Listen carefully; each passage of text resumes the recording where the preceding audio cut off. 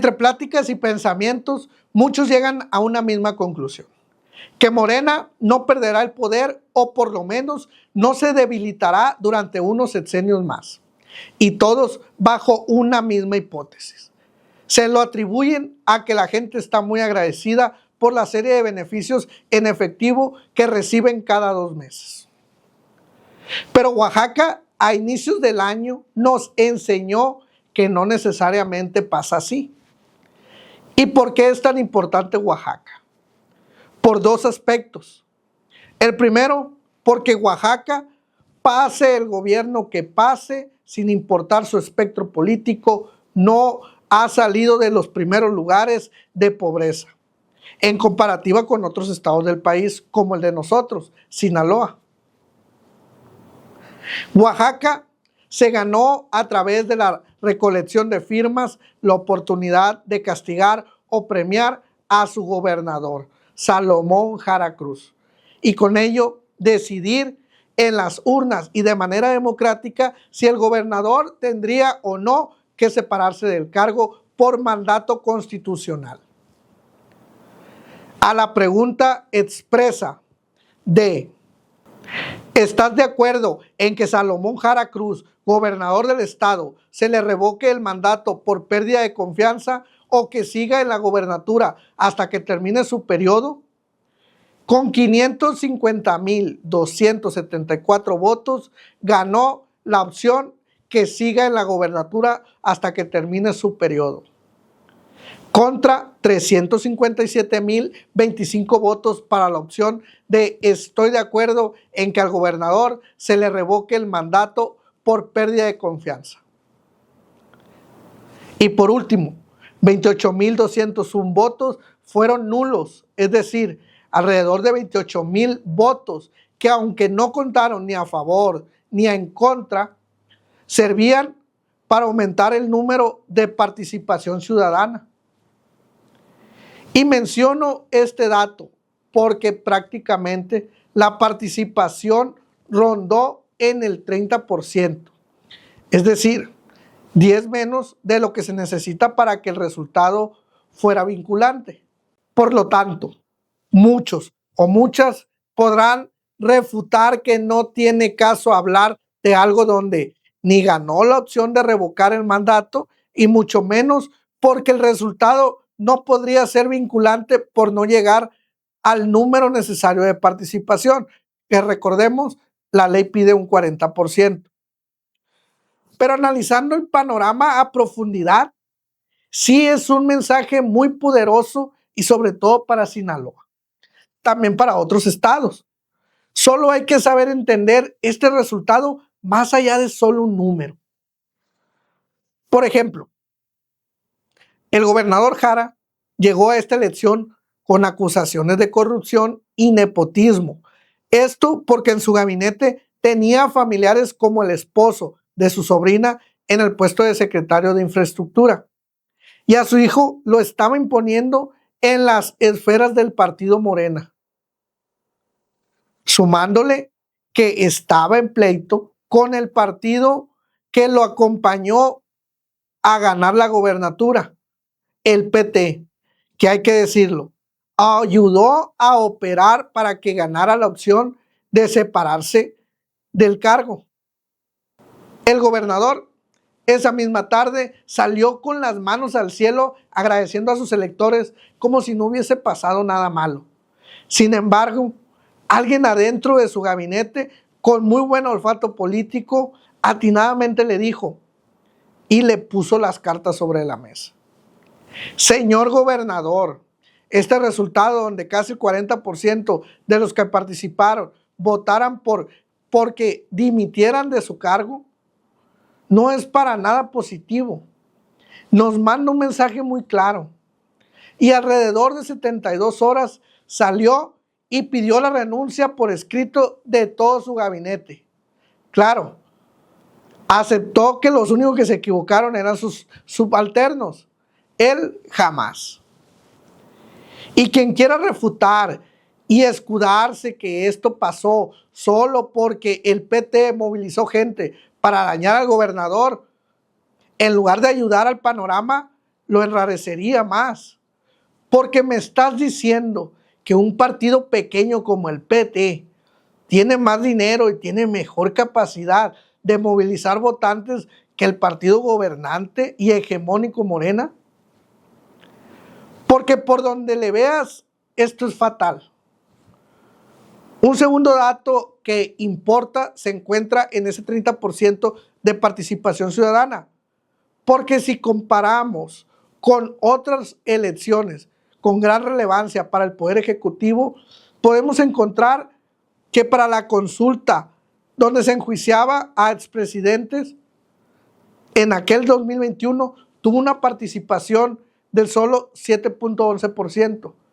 La segunda fue la revocación de mandato de AMLO en aquel 2022, donde rondó entre 17 y 18% la participación. Y la más reciente, pues no podemos olvidar la elección del Poder Judicial en el 2025, estaba entre un 12 y 13% de participación. Recordándole que fueron elecciones a nivel federal, donde movieron todo el aparato para que la participación social fuera muy alta. Y como tercer factor es el de los apoyos económicos a través de los programas sociales que tienen los ciudadanos de Oaxaca. Y esto importa porque recordemos que en estados como este, donde existen los mayores índices de pobreza, se incrementa el número de beneficiados con diferentes programas sociales. Recordemos que en Oaxaca aproximadamente el 51.6% de la población vive en situación de pobreza. Es decir, más de la mitad de sus habitantes presentan carencias sociales y o ingresos insuficientes. Si analizamos la pobreza extrema, la diferencia es todavía más marcada. En Oaxaca ronda entre el 16 y el 20%.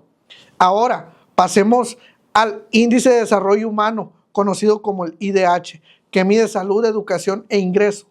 De acuerdo con datos del Programa de las Naciones Unidas para el Desarrollo, Oaxaca tiene un IDH aproximado entre 0.68 y 0.70, ubicándose entre los estados más bajos del país. Esta diferencia estructural explica por qué los programas sociales tienen un impacto distinto en cada estado. En Oaxaca, una mayor proporción de la población depende de apoyos gubernamentales debido a estos niveles de pobreza. Aquí entonces existen dos posibles hipótesis. La primera es que los ciudadanos tienen claro que los programas sociales son constitucionales y no partidistas y quien se encuentre gobernando seguirá otorgándolos. O segunda hipótesis, podría ser que el enojo con las acciones del gobernador fueron tan grandes que preferirían perder algún programa social con tal de no tenerlo al frente del gobierno. Estos datos los menciono para desmentir una de las hipótesis donde los programas sociales y el dinero en efectivo podía calmar cualquier enojo de sus gobernantes. Y con estos resultados me alentaron a pensar que en Sinaloa existe una gran posibilidad de que el gobernador Rubén Rocha dejara el gobierno y no terminara su mandato. Y yo sé que la ley protege al gobernador Rubén Rocha para que no tenga que someterse a este mecanismo de rendición de cuentas. Pero se ganaría mi respeto, y lo digo de verdad, se ganaría mi respeto si por sí mismo impulsara su propia revocación de mandato, porque estoy seguro que no la ganaría. Y aunque se mantenga el requisito de mayoría absoluta y no simple, aún así sostengo que la votación sería a favor de que el gobernador se separara de su cargo. Definitivamente, desde el gobernador Juan S. Millán a la fecha, Rubén Rocha ha sido el peor gobernador que ha tenido el estado de Sinaloa, desbancando de este lugar a Maloba, quien hasta antes de Rubén Rocha era considerado el gobernador más malo.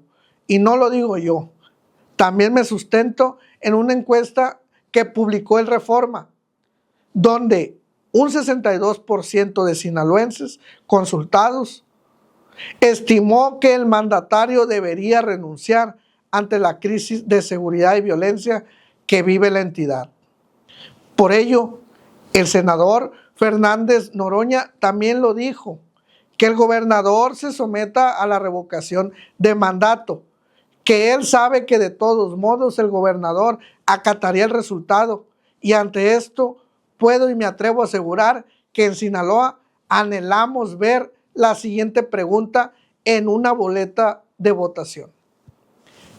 ¿Estás de acuerdo en que Rubén Rocha Moya, gobernador del estado, se le revoque el mandato por pérdida de confianza o que siga en la gobernatura hasta que termine su periodo? Aunque el gobernador moviera a toda su estructura y usara todo el aparato gubernamental, no ganaría y podría asegurar que saldría a participar por lo menos el 40% del electorado y ganaría la opción de su separación por pérdida de confianza. Esto sabemos que es difícil que pase porque el gobernador reconoce que su apoyo y respaldo social y electoral están por los suelos. Sin embargo, podría también ser su salida decorosa al terminar el sexenio, aunque ya no sé yo si en verdad eso le interese mucho o solo quiera que se determine y entregar el mando al o a la que sigue y decir solo adiós. Pero en definitiva, si se sometiera a la revocación de mandato y en caso de ganarla, por lo menos también sería un regalo para la presidenta Sheinbaum, para que por lo menos tenga con qué defenderse cuando le echan en cara del mal gobierno que hay en Sinaloa. Ya tendría el pretexto perfecto para decir, ven, ganó que continúe el gobernador, la gente no estaba enojada en realidad, solo eran unos cuantos. Pero bueno, mientras que son peras o son manzanas, le pregunto al gobernador Rocha, ¿se anima a entrarle a la revocación de su mandato? Su rol, el que opina y el que anota, que gran pachangón, poligón.